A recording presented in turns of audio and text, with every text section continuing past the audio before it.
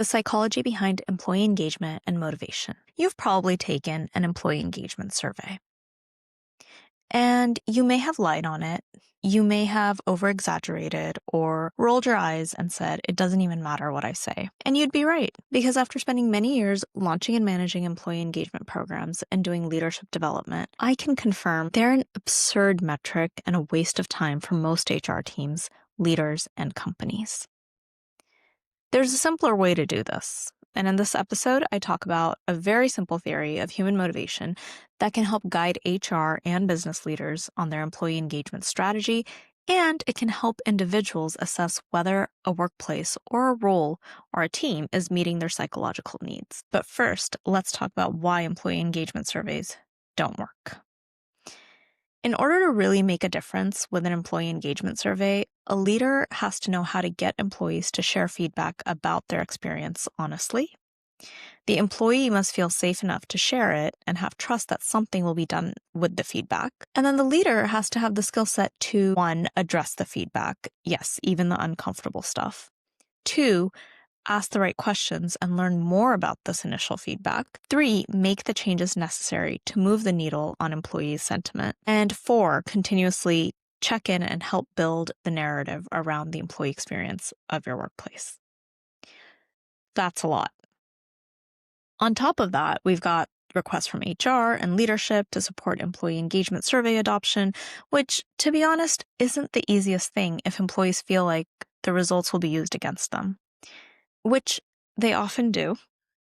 Many employees feel that the surveys aren't really anonymous and they'll be retaliated against if they're honest. Leaders feel like this is a test of their leadership.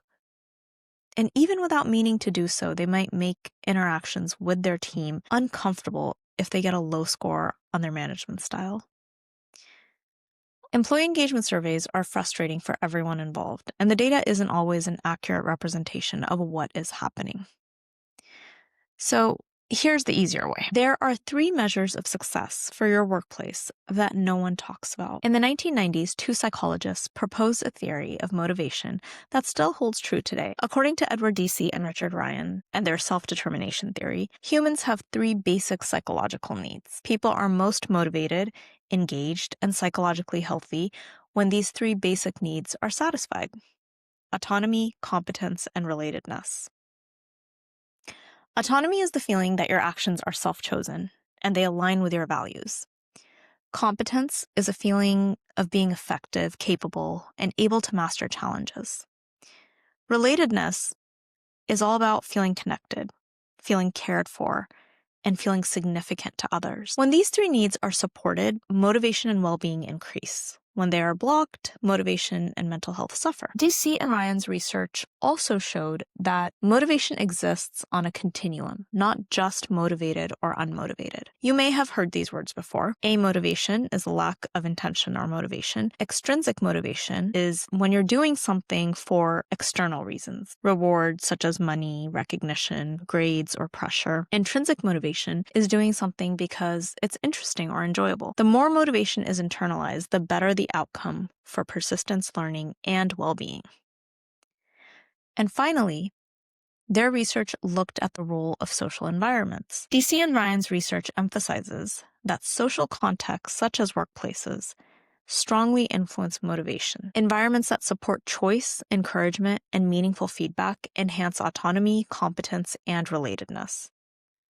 On the other hand, controlling environments, pressure, threats, and even excessive rewards can reduce intrinsic motivation. Self-determination theory shows that people thrive when they feel autonomous, competent, and connected. And motivation is strongest when it comes from within rather than pressure or rewards. So going into 2026, if you're an HR or business leader, I recommend doing a very simple review of what your workplace is providing in terms of these 3 levers of motivation: autonomy, competence, and relatedness. Let's talk about autonomy first. Do your employees feel like they can make decisions on their own about their work? Sometimes we as leaders might feel like employees do have decision-making power, and the employee might not feel that way. This is a question that you alone cannot answer. So check in with your employees. Give frontline managers specific open-ended questions to ask during their one-on-ones. For example, You might ask your team members what types of decisions about their work are important for them to weigh in on, and what decisions are they okay with being guided around. When you do make a decision for your employees, be sure to communicate the why behind that decision. Be sure to communicate your thought process and how you got to that decision. Now, when it comes to competence, does your workplace provide your employees the ability to learn and intellectually grow in their roles? One of the benefits with the highest ROI is a learning and development budget. However, sometimes companies put guardrails around this benefit. They force employees to use it in a way that supports them in their specific role and nothing outside of that. I think this is based in fear that you're going to lose that employee. But the reality is, your employees might be even more engaged at work if work is paying for them to grow and learn in ways that don't directly have anything to do with their job. I actually encourage companies to pay for social, emotional, relational development programs, because when an employee knows how to manage their own well-being, if they know how to manage their relationships outside of work, if they know how to live a life that feels balanced to them, they're going to put in more effort at work. They're going to be more excited about showing up to work. We all have desires to learn new things. And a workplace that understands and nurtures that is usually a good workplace, and people know it. And finally, when it comes to relatedness, what opportunities does your workplace provide for employees to connect to one another? And here's the important part of this question. Do employees actually take advantage of that opportunity? If your company is having team lunches and gatherings, but half of the staff doesn't attend, your company is not actually having team lunches and gatherings. This is usually an indication of a deeper issue. Don't be afraid to explore it. Ask people what would make these moments more inviting and inclusive for them. Self-determination theory can also be used as a resource if you're thinking about leaving your job, if you're unhappy, but you're not really sure exactly why you're unhappy. You might want to look at these 3 drivers of motivation and consider, do you have decision-making power at work?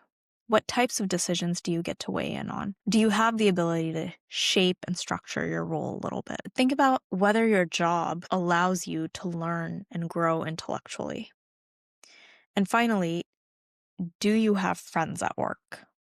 Do you have people that you can talk to? Do you feel like you belong? If any of these 3 things feel out of balance, leaving your job isn't your only option. Consider sitting down with your manager, maybe during your next review, and talk about what are ways that your work can be structured or your role can be structured so that you're getting the amount of fulfillment you need in all 3 of these areas. If you need more support with redesigning your work life, head over to avra.as.me and schedule a meet and greet.